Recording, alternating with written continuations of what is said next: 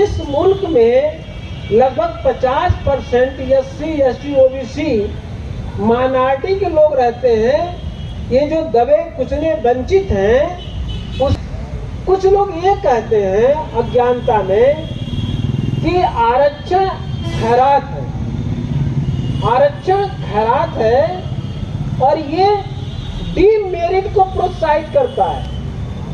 मतलब कि आप कम नॉलेज के हैं और आपको अच्छी कुर्सी दिला देता है आरक्षण।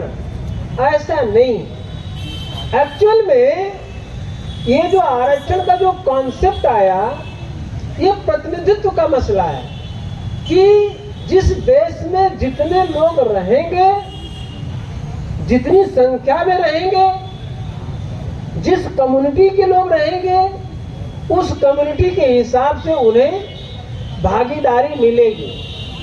अब आप ये कहेंगे तो भारत की जितनी संख्या है उसके अनुपात से आरक्षण यदि हो तो क्या दिक्कत है? दिक्कत ये है कि भारत जो है विभिन्न जातियों में बटा है, विभिन्न धर्मों में बटा है। जिस देने के लिए ये प्रतिनिधित्व आरक्षण की व्यवस्था की गई। इसके लिए बाबा साहब अम्बेडकर ने, जरा सोचिएगा, इसके लिए उन्होंने कितनी डिग्री प्राप्त किया, MA, MSc, DSc, LLD, DLIT, bar and law, इतना पढ़ने के बाद उन्होंने एक काम किया।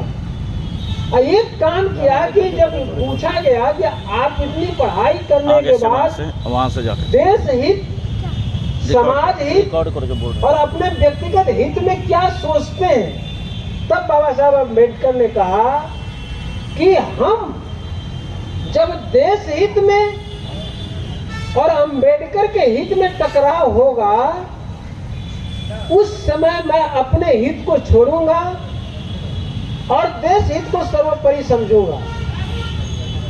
लेकिन यदि देश हित और अपने समाज, जो वंचित वर्ग समाज है, उसके हित में टकराव हो गया तो हम देश हित छोड़ करके अपने समाज के हित के बारे में सोचूंगा, समाज की लड़ाई लड़ूंगा।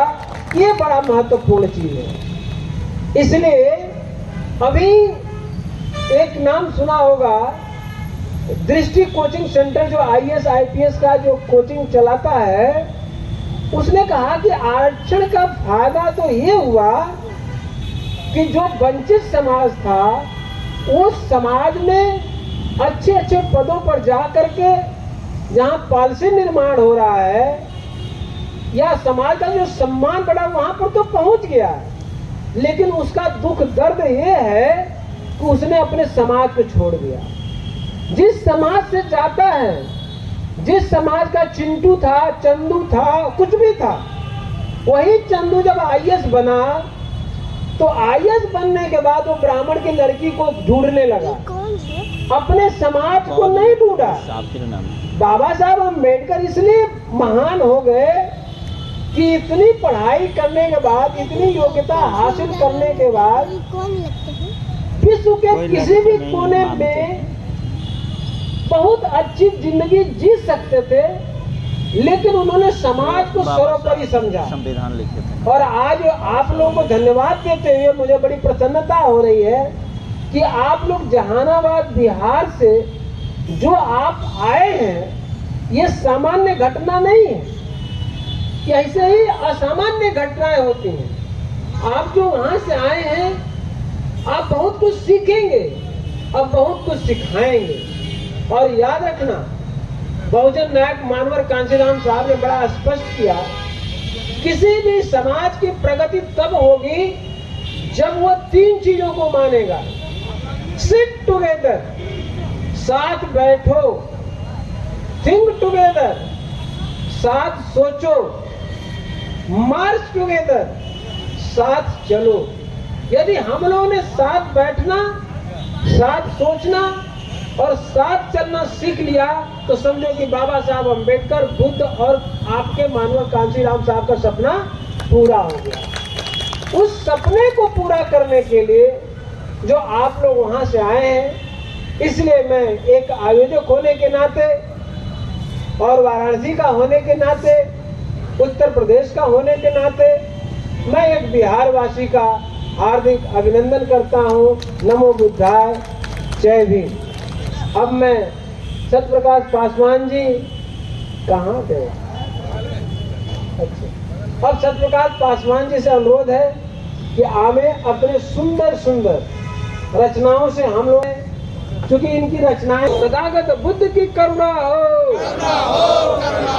भारतीय संविधान जिंदाबाद, जिंदाबाद जिंदाबाद भारतीय संविधान जिंदाबाद, जिंदाबाद जिंदाबाद भारतीय संविधान जिंदाबाद।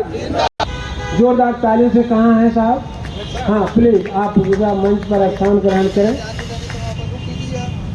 हाँ, इसी तरह से हमको बताते रहेंगे आप लोग, तो हम आप सबके सम्मान में आपका नाम भी लेंगे। लोग पानी भी पी सकते हैं, कोई दिक्कत नहीं है, प्यास भी लगेगी, लेकिन एक साथ उठ